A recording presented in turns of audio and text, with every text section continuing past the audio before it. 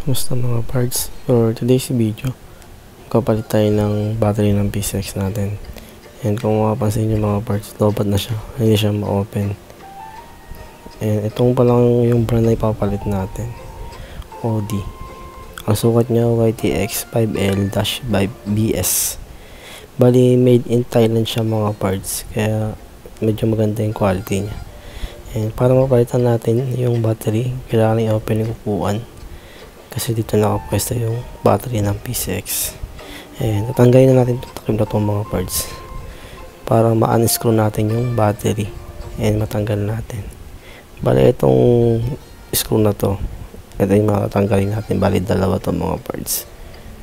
Ayan, luluwagan na natin. Okay na mga parts, naluluwagan natin yung dalawang tornilyo. And bali hugutin natin to. And tanggalin mo natin tong lock nya kasi meron pa tong strap para hindi kumalog-kalog yung battery. Hugutin na natin siya palabas mga parts para matanggal natin. Yan, medyo masikip lang mga parts pero madali na naman ito hugutin. Bali ito nga palang battery ng PCX na stock is GS yung brand. Made in Japan yan.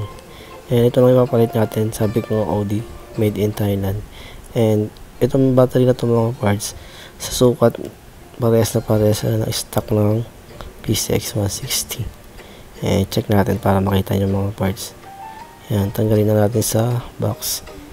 Yan mga parts, check nyo yung height, parehas po yan mga parts. Sa sukat, height, width, pati yung lapad yan mga parts, parehas yan. And ito nga palang battery ng PCX ay palang ko parehas din sa battery ng Click 125. Kaya kung gusto nyo magpalit, pwede rin tong Audi battery. Yan, tingnan nyo mga parts, parehas siya. Kaya walang problema sa paglalagyan. Sakong-sakto yan mga parts. Wala talagang pinagkaiba. Yan, check nyo mga parts, sakong-sakto po yan. Okay na mga parts, naikabit na natin tong Audi battery sa ating PCX 160. And screw ko na rin yan, dalawang screw niya mga parts. Higpit na yan. And ito nga palang Audi battery, inabili natin sa Shopee sa halagang 550 lang mga parts. Napakamura lang. Kasi yung stock ng battery ng PCX nagkakalaga ng 16218. And ngayon naman mga parts, try natin i-open to. And yan, nakabukas na yung remote. And tingnan nyo mga parts, one click na lang siya. Okay na. And yun na mga parts. Sa mga naghahanap ng battery mura na pwede sa PCX, recommended ko tong Audi. Thank you for watching.